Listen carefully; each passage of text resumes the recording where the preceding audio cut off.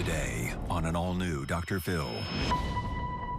When was the last time you saw your son alive? They found his son in a shallow grave. They dug a little ways. It was the foot they found first. Was his son's best friend When your son's missing, did you ask Benny where he was? one of the killers? He's like, just can't believe he's gone. Well, nobody said he's gone yet. The chilling allegations. You say they beat him. And then to make sure he was dead, they picked up a rock and smashed his head. I wish they would go through the same thing they put my son through, honestly.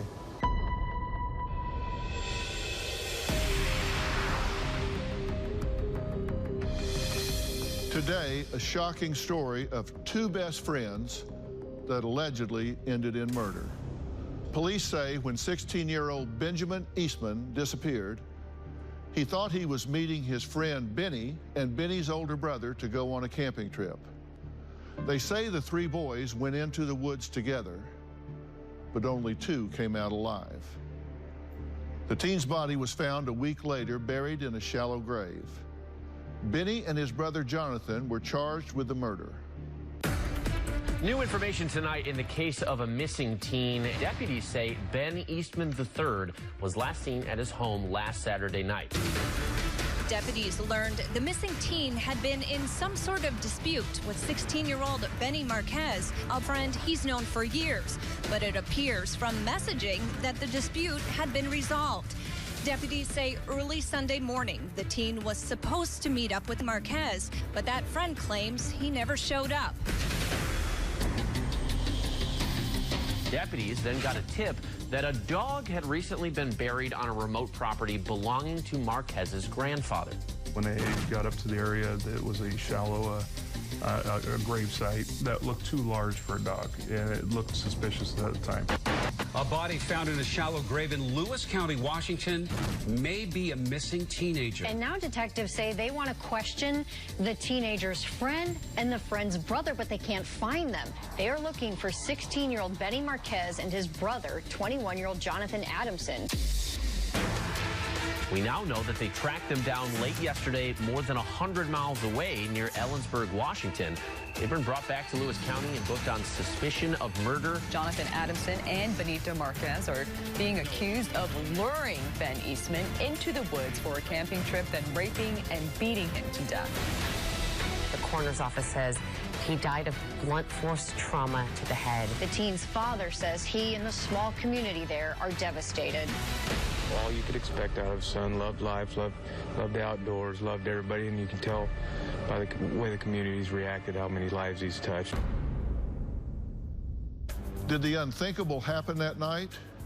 Was Ben lured to his death by his closest and oldest friend, a boy he had known almost his whole life? Well, today, Ben's father is here in an exclusive interview. While his son was missing, he says he conducted his own investigation. The details he discovered were disturbing. Here's his story. I am so terribly sorry for your loss. One thing you won't hear me say today is I know how you feel. All right. I can't even wrap my head around what you must be going through right now. How long has it been exactly? That was June 24th. When was the last time you saw your son alive? I can't remember the exact day, but it was a Saturday evening. We went up to one of the local high lakes where we ride dirt bikes and fish, and he had actually left early with one of his buddies. When I came down, I was kind of harassing him. I was like, you left the mountain to come play video games? That's what they were doing. And I'd never played the game that he was playing, and he wanted me to try out. And so we played that for a little while, but I wasn't very good, so. Yeah. He was telling me how much garbage I was at it, and we laughed, but... How did y'all get along? He's my best friend. And what did you call your son? How did you refer to him? Baby Bird was what I called him. Baby Bird? Yeah, he was always chirping, so yeah. I called him Baby Bird. Yeah. What was the last thing you said to him? I said, I'm going to bed, love you. We always pretty good about telling each other we love each other, but that was the last thing I said. So just the two of you? Mm-hmm. Well, my daughter she may have been up playing too. When you went to bed Saturday, you expected that he was going to play some more and then go to bed? Mm-hmm. When you got up Sunday, what time did you get up? It was probably about 8, 9. Mm-hmm. Then I noticed he was gone, which wasn't unusual because Benny lived, you know, a little wooded area you could walk. He snuck out. They did that a lot. I felt pretty safe. How long had your son been friends with Benny Marquez? Since kindergarten. So over 10 years? Yep. And so nobody's confused. Baby Bird is Ben. The friend is Benny. Yeah. So we got Ben and Benny here. Okay. And what was their relationship like? Ben would go over there and spend weekends when they lived at the ranch. His grandparents owned a campground. Mm-hmm. But I didn't ever worry about him over there. Fair to say Ben and Benny were kind of like brothers? Best friends, pretty close. Did you know Benny? Yeah. Well? Yeah, I thought I knew him well. I trusted him. Describe him. What was he like? Well, you know, like in football, he had a little anger, but that's something that's kind of encouraged sometimes in football, as long as you keep it respectful. You know, kind of didn't say a lot, quiet. Did they ever have falling outs in the past, big falling outs or anything? Little arguments, but it was over, you know, like girls, and they patched it up, and no big deal. Mm-hmm.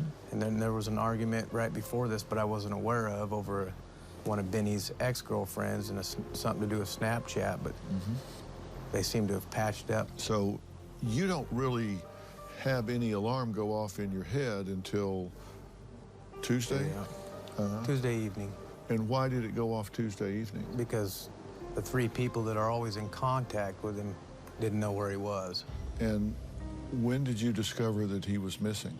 Well, see, my aunt, her name's Elma, helped me a lot in raising him, you know, as a mother figure. Sometimes, you know, I don't want to badmouth anybody, but, you know, the mother sometimes wasn't in the picture, so she stepped into that role. If he wasn't with me, he was with her. And then his half-brother, Derek, was another third person he would be at. The 3 main locations we knew where he was at all times.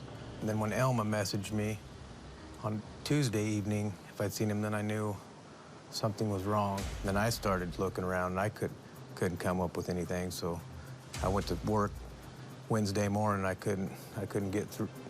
I called the sheriff, reported him missing, and then, you know, I just knew something was up.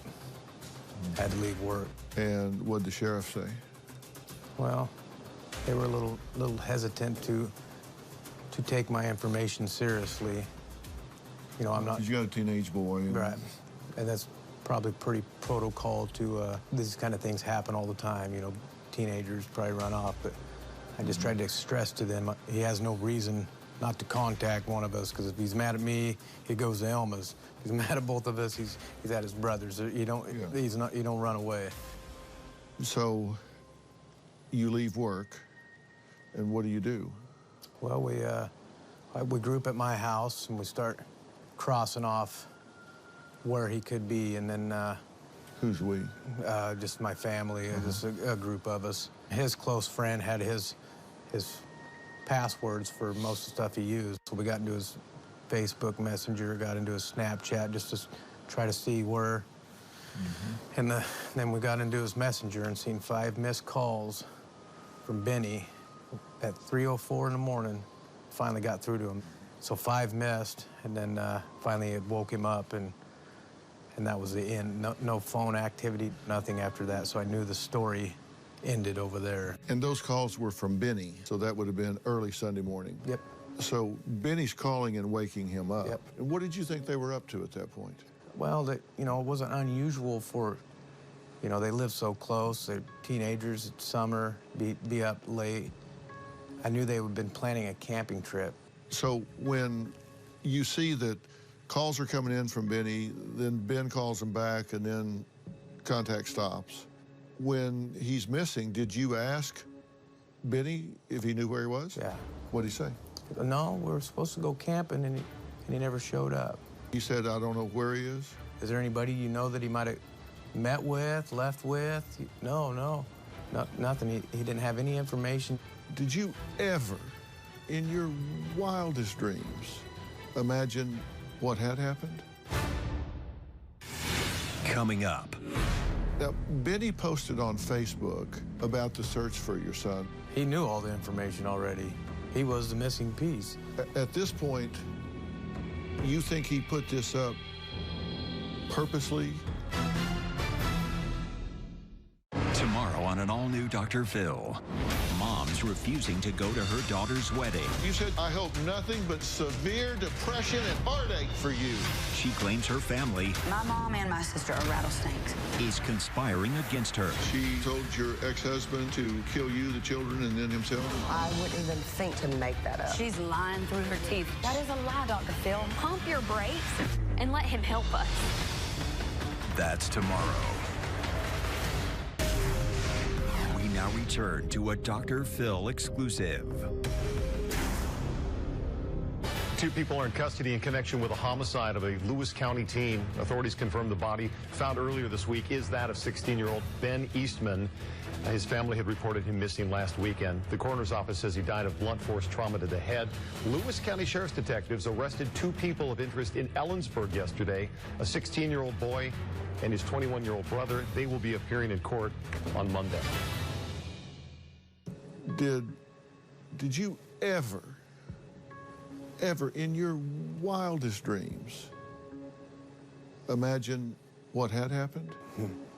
No, honestly, I was hoping that maybe he did a harder drug and was ashamed to tell me about it and was hiding from me. That's what I was hoping. Right. Now, Benny posted on Facebook about the search for your son. What did the post say? He shared a flyer to help him find him. Well, that's the flyer, and then he posts beside it, please, if you hear anything about him or where he's at, notify Eastman's dad and send prayers out for his family. Yeah, that's trying to get him off track, because I'd been at their house, and I told him, I looked him in the eye and said, I will stop at nothing. So, at this point, you think he put this up purposely? Yeah, to draw, to throw attention off of himself. That's obvious. Uh-huh. Yeah, because he knew, yeah, this was long done when he put that up there. He knew all the information already. He was the missing piece. How do you feel about that? I have some anger. They did the worst possible thing to my son, and he's trying to hide it right here. I think he knew he wasn't going to get away with it because I knew for a fact that he was the last person to talk to my son. Did the police or anyone comment on this post? No. Because the post has red flags. He's referring to your son without his name. Oh, yeah, there was some red flags when I went with my father-in-law and spoke to him. He was sad. He's like, well, I just can't believe he's gone. Well, nobody said he's gone yet. And then his older brother, Jonathan, he's like, I'm sorry to hear what happened to Ben. We haven't said anything. We're just looking for him. Nobody said anything has happened to him yet. And, So these two are alluding to the fact that something has happened before anybody said something has happened. Mm-hmm. Did that go off in your head at the time? Yeah, well, it went off in my father-in-law's head. I was just trying to look at their knuckles or their hands, look for any kind of, if they've hit somebody or. Right. And the mother had, she come out to be their spokesperson, and the mother had said she knew about the camping trip at 3:30 in the morning, and she was waiting out there for him and wondered why he didn't show up. And we're like, why are you waiting for my son at 3:30 in the morning, But you're saying that she was aware of what allegedly had taken place? Yes, there's no doubt in my mind she was aware. So they came home and told her, or she knew about it ahead of time? I'm thinking they panicked. Somebody coached him. I'm not trying to say she did, but who else is going to coach him? So she would be suspect. Yeah. Yeah. When you go over there to talk to them, you're suspicious because he's the last person to have talked to your son? Yeah. That's why you're suspicious? That's why I'm suspicious. But then when you get there, you start just not feeling right. Yeah. Did you tell him that? Did you say, hey, I just kind of walked away, and when we left, we was like, when you get the sheriff over there. When you left, did they think they had pulled this off, pulled the wool over your eyes, or did they think, this is not going well? I think they thought they might have got me, Smoothed it over? Yeah. Mm-hmm. Now, you got to your son's Facebook account and read his messages. Now, how long had he been missing at that point? Well, let's see. Wednesday, we got into his Facebook. He was gone Sunday morning. Okay. And what messages did you discover? And who were they between? And what did they say? The argument between him and Benny about the girl. Ben had said, well, we talked about this already. You were drunk. And then Benny responds, oh, yeah, I was just drunk. I forgot. It's all good. You know, and that was the end of it. I wish I'd have known about that argument. And what was the argument? Do you now know what they were arguing about? It was some kind of picture Ben sent to Benny's ex-girlfriend on Snapchat, I do believe. Uh-huh. A picture of what? As he had a thing with taking pictures of his muscles or flexing and... Oh, so Ben sent a picture, a personal picture, to a girl that Benny didn't want him sending the picture to. Right. Because Benny was jealous of him sending the picture? Right. So he was upset about that. Right. But then Ben is saying, wait a minute, we've already talked about this and resolved this. You're just drunk and forgot? Right, exactly. Yeah, and then Benny apologized. Yeah, my bad. I was just too drunk, forgot about it. It's all good. Forgot that we had resolved this? Yeah. Was there anything in those messages that you read that was incriminating? Did it reference this middle of the night meeting or no, just the calls? Okay. Now, when you start searching for your son, where did you go, why, and what led you to ultimately find what you found? Coming up. They told the police that they picked up Ben, took him out to a location, beat him, raped him with a stick for about 45 minutes. And then to make sure he was dead, they found a rock and smashed the side of his face. We now return to Dr. Phil's exclusive interview. When you start searching for your son, where did you go, why, and what led you to ultimately find what you found? Okay. Well, I just searched behind my house to the trail to Benny's house. That's all I searched. My good friend told me that he had spoken to a mutual friend about them doing some logging up at the campground, Benny's grandparents' property, and that there's four-wheeler trails and stuff over there, and that's probably a place if they're going to do, because at this point we know they're not being truthful with us. They know something, and my son's gone. You know, I'm being real. I'm holding on to hope, but I'm being real. Okay. I want to cover our bases. You know, we know the area. We know how close they were at that campground, and it's a pretty big area, and they would feel pretty safe. So my friend, he's a contractor. He did a job for a neighbor over there, and he was able to get access to the back around there. And they just kind of combed the area and come up to something that looked pretty suspicious. And so this friend of yours said, they frequent that area, you might want to go there because that'd be somewhere that they would know to go. Right. So they go up there and start looking around. They found my son's remains, basically. And was it near those trails? Yeah, they say around 50 feet behind their grandpa's shop. How did they tell you? My friend called me and said, well, we found something. I was like, well, what'd you find? He's like, well, I think we found a grave.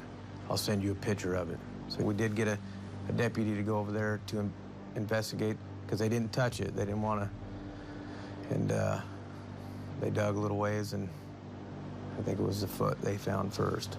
How was that confirmed to you? Did they call you? The three friends that went over there drove to me, and I could tell when they got out of the truck that they had found something. And what did they say to you? He's gone. It was a numb feeling I got. You know, I had very little emotion for a while. I felt like I should be more of a wreck, but I was just numb. And when they came to you, were you at your house? Yeah. So your three friends come up and say, we found something, and... It's human, you know, it's human. And nobody had to go identify him. You know, the coroner identified him, so, you know, I couldn't even view him. It was so bad. It took a while to sink in. It was just like, well, he can come walking through the door. It's not him, you know, it's just not real yet. And you start looking at pictures, starts sinking in that, you know, his little smart mouth, you ain't gonna get the joke back and forth, you know, football season. And now it's really hitting hard. Now I'm realizing that was him. There's no denying it no more. He's gone. You said that at the time there was no reason to view because it was not, the body was not in a way that could be recognized? They felt they had enough evidence to make an identification. And then when I wanted to go say goodbye, you know, they didn't feel that was a very good idea. And what had happened that made that not a very good idea? It was about a 45-minute beating they took, and then to make sure he was dead, they picked up a rock and smashed his head.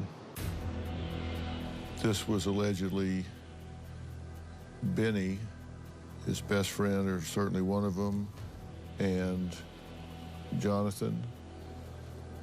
And Jonathan is older? Yeah. How much older? 21, 22. And what story have they told to the police of what happened? They told the police that they picked up Ben, took him out to a location, beat him, raped him with a stick for about 45 minutes. And then to make sure he was dead, they found a rock and smashed the side of his face or head or something. They said the attack went on for about approximately 45 minutes. Kicking him, and his whole body was all bruised. Why did they do this? We now return to a Dr. Phil exclusive. Two brothers are charged with the sexual assault and murder of a Lewis County teenager. The body of 16-year-old Benjamin Eastman was found last week. Investigators say Eastman's friend, 16-year-old Benito Marquez, and his 21-year-old brother, Jonathan Adamson, lured the teen to a wooded area. They say the brothers beat Eastman to death, but didn't reveal a motive. They said the attack went on for about approximately 45 minutes. Kicking him, and his whole body was all bruised. Why did they do this? I have not got that information yet. Do you think he went willingly? Yeah, I think he went to have a good time, head out in the woods. It ain't unnormal to go drive in the woods, you know, and he probably trusted him enough to know, you know, even if they're acting a little strange, that he's still gonna be all right. So you think they lured him up there where he just thought they were just going out there to hang out, camp out, go to the woods, have a good time, and he got out there and just out of the blue, they jumped him? Yeah, this is kind of a pretty rural road. And then when if they stopped there, or if he ran somewhere, but there's nowhere to run, you got a bank with a river down here and a steep mountain to your left. There's just nowhere to go. Did either this Benny or Jonathan, did either of them have any history of this kind of violence? Benny would get in fights. I didn't know about this till afterwards. You know, I knew he, had his little hot head in football, but. And what do you know about this Jonathan? I just met him a few times. Laid back, quiet. Not the typical kid you would think to pull this kind of brutal thing off. You say they beat him, they raped him with a stick, they smashed his head. I understand he was also burned. I know they burned all his clothes. And burned all his belongings. Had he been burned with a cigarette prior? Yeah. My aunt, Elma, had mentioned, I didn't know about this, but yeah, when he'd go there hang out, she said he came back with a cigarette burn, but he just joked it off like it was just teenage horseplay that had caused that. So you have no idea of what explanation they gave to the police about why they did this? No. And Do you know why they confessed? I'm sure because they knew they'd been caught, you know. I'm sure, you know, when you got two people involved in a case, I'm sure there's things you can say to one another to get them possibly to flip on each other. Yeah, start putting stuff together. And so now they're charged with first-degree murder? Yeah, they're charged with first-degree murder, first-degree rape, first-degree illegal disposal of human remains or something like that, and then there's another charge for moving him. And they're charged as adults, of course. Yes, that's, you know, something I wanted to bring up is Benny is charged as an adult, but there's an act called the Miller Act that once he's 25, he will go in front of a board, and there's a pretty good chance he will be released when he's 25 because that's how the law is when he's under 17. So he could do 9 years for this. You say the mother was also arrested initially, but has been released? Yes, she's made a plea of guilty. I do believe she'll probably be testifying against her own sons. Wow. So she's rolled over on her own sons, as far as you know. As far as I know it. I mean, this is an adult. It's supposed to be an adult in the situation here. What are your thoughts? What do you have to say to her? Coming up. One report, at least, that I know, cited that Ben's relationship with Benny and Jonathan's younger sister was a motive for what took place. Is that ring true? Is that possible? We now return to Dr. Phil's exclusive interview. Earlier this week, deputies arrested the suspect's mother, 43-year-old Kendra Adamson. They say she also knew about the murder. Jonathan Adamson and Benito Marquez are being accused of luring Ben Eastman into the woods for a camping trip, then raping and beating him to death. You say the mother was also arrested initially, but has been released? Yes, she's made a plea of guilty. I mean, this is an adult. It's supposed to be an adult in the situation here. What are your thoughts? What do you have to say to her? You know, I just pray that what she says is truthful, that she had nothing to do with this, but if she has more to do with it, you know, justice is served. You know, I get so angry sometimes, and it's easy to go to the, you know, I want that family to feel the same pain I am, you know. Well, Ben has a half-brother, right? His name is? Derek. So I want to add him to this conversation so we can hear from him. Derek, Dr. Phil, good to meet you. Have a seat. I'm very sorry for your loss. I'm having a hard time wrapping my head around something so senseless and so violent. Describe your relationship with Ben, your brother. He was my best friend. No doubt about it. What was he like? I mean, even if someone was angry, you know, he could say anything just to make him happy. Whatever it took to make him happy, he'd do it. He made an effort. Yeah. I mean, even if he didn't know what you were into or what your interests were, he could talk to you, get you opened up a little bit, and then he'd figure out what you actually like talking about. He'd work it. He was good at it. Yeah. So this was a nice kid. Yeah. Did you ever spend time with this Benny and Jonathan? I used to go over there and hang out with them every now and then. Looking back, do you see anything that would foretell anything like this happening? No. They were friends. The way that they hung out together, it was like, okay, this kid is good for him. And if I had the feeling to where if anybody was to mess with my little brother, that, you know, he would have jumped in there too. But never would have expected anything like that. Did you know that they had this flare-up over this picture that Ben sent to some girl or something? No.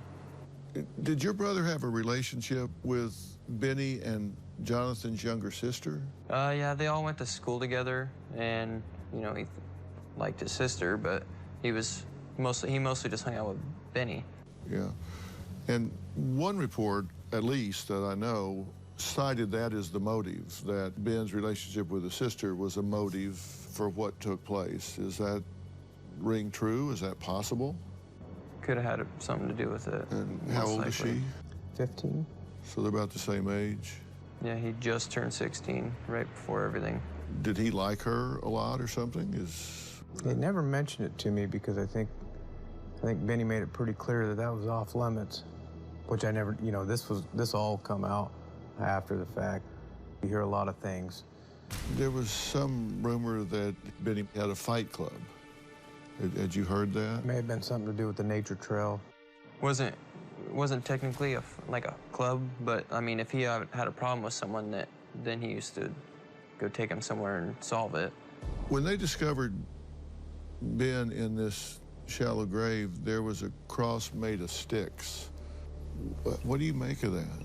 I don't know what to make of that. Maybe a little glimmer of remorse at some point. You know, one of the family members that had found out about it had went back over there and done that. Yeah. I'm not sure. How were they eventually arrested and all that? They ran. As soon as they found, you know, because the sheriffs headed over there. Did they put up a fight or resist when they were arrested? I don't think so. So Jonathan and Benny were running? Yep. And did they catch him on the highway or what? Yeah. On one of the interstates. What do you think should happen to these two? Well, what do you want to see happen? What is justice for them? Pretty brutal, but it's the way I feel. I feel like I wish they would go through the same thing they put my son through, honestly. If you're being honest, you feel vengeful. Yeah. You want your pound of flesh from these guys. And listen, I don't blame you, and I understand that this is very raw at this point. I don't know if given any kind of motive or anything is going to help at this point of why they did it, because it just didn't have to happen. I could have got him through some of the brutal stuff that they did. They didn't have to finish it off. I could have got my son through a brutal rape like that. I don't have the opportunity to get him through anything now. Just one dad to another. Do you feel like you let your son down? Coming up. Do you believe that he died knowing that he was loved? He knows he was loved. You know, I just asked myself, you think he was crying, wishing Dad was there? We now return to a Dr. Phil exclusive. There's now a fourth arrest in Lewis County, Washington for the murder of Ben Eastman. The sheriff's office says 20-year-old Emma Brown turned herself in yesterday. She's a fiancée of suspect Jonathan Adamson and says she knew about the murder. Now, Jonathan's girlfriend has also been arrested, right? She's out on bail as well. What do they believe her involvement was? Rendering criminal assistance. Aiding in some way. How big of a part she had, it'll come out. Everything's going to come out, I feel pretty confident. Just one dad to another. Do you feel like you let your son down? You know, I just wish I could have been there. Maybe played the game a little longer like you asked. You know, the prosecutor has tried to comfort me and said if I'd have woke up 8 o'clock in the morning, nothing would have been different. But, you know, I just asked myself, you think he was crying, wishing Dad was there? Because he knows I'd have died for him. Do you think he was thinking of you in the end? Oh, I pray that the Lord find a spot for him to be in the most difficult time of it, that he didn't feel nothing. That's what I hope. Do you believe that he died knowing that he was loved? He knows he was loved. No doubt in my mind, and he loved us. Loved family. You know, there's absolutely nothing that I can say to you because you can't make sense out of nonsense. You know, this is such a nonsensical loss of life. It's such a pointless pain and suffering. It's got to be hard to wrap your head around it, and I can tell you why. Because we don't have the capacity, we don't have the constructs in our mind to go there. Your range of thought and emotion stops way short of evil. This is evil out here. And so you think, I can't wrap my head around that. because you can't go there in your mind. You know, I should have protected my son by seeing this. You can't see it because you don't have those receptors in your brain to see this kind of thing because it's so foreign to who you are. The reason he didn't see this that night and say, whoa, I'm not going out there, is because he didn't have the receptors. He cannot conceive of what was getting ready to happen. Our brains have the ability to click off when something is happening around us that is so offensive to our sensibilities that we can't process it. And I know from a psychological standpoint that that happened with Ben that night. So I know it's little comfort, but just know that his brain and his body took him another place way before this all came to an end. He was not there for all of this, and he missed a lot of that, and I'm glad that he did, aren't you? Yeah. I hope that can be some comfort to you. It is. This will mean a lot to a lot of families that need to hear what's possible and what can happen out there. Yeah, just ask your kids questions, you know. Might not mean much, but little questions, little details. Find out from their friends what kind of people, kind of friends their kids are hanging out with. I tell parents all the time, you're not being nosy or intrusive if you're checking up on your kids and knowing where they are in their chat rooms and stuff, but let me tell you, Dad, this was not negligence on your part. You knew where he was. You knew who he was with. You just didn't know what was hidden inside them. All I got is just to honor him, to the love that he was. You know, there's no guarantees how long we have him. And it sounds to me like you certainly made the most out of the time you had. Both of you. Yeah, thankful for the time we had, but I wanted more. Coming up. He does not want his legacy to be your pain for the rest of your life. You want to celebrate all of these years that you had him, not the one day that you lost him. Hopefully you'll get to a place where you'll have him in your mind and your heart. Just to try to find joy again, you know, it's... And it'll come and he'll be part of it, you know. That's why I say you got to talk about it. And sometimes people say, you know, I don't want to bring it up and bring everybody down. Talk about it. Make him part of every celebration. I mean, really talk about it. Yeah, that's where I've been at that a couple times. Like, well, I don't, you know, there's a family reunion. I was like, well, I don't want to go there because I'm just surrounded with sadness, you know. Don't be that way. And you know something else will happen? You're going to catch yourself in the kitchen fiddling around. You're going to look up at something on TV, and it's kind of stupid. You're going to catch yourself laughing. And you're going to say, what kind of father am I? I have a dead son, and I'm standing here laughing. No, that's not wrong. That you've got to have some relief and breaks. And from everything I understand about Ben, he does not want his legacy to be your pain for the rest of your life. He doesn't want every time you think about him, you know, to hang your head. He wants you to lift you up, laugh. Think about him with some joy.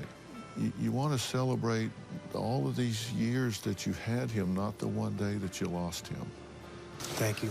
Proud to meet you, and we'll be thinking about you. Be in our hearts and prayers. I really want to thank Ben's father and brother for sharing their stories. 16-year-old Benito Marquez and his 21-year-old brother Jonathan Adamson have been charged with first-degree murder, rape, tampering with evidence, and unlawful disposal of remains. Both have pleaded not guilty to the charges. We have reached out to their attorneys but did not receive a response. The trial is expected to begin in October. The boy's mother, Kendra Adamson, was charged with rendering criminal assistance and has pleaded guilty. As part of her plea agreement, Adamson could testify against her own sons. We'll keep you posted on this story, and we'll be praying for Ben's family. If you were touched by this story, the family has set up a memorial fund. They will donate the proceeds to assist other families dealing with tragedy. It's called the Ben Eastman Memorial Fund, and it's at Security State Bank in Morton, Washington. Thanks for watching.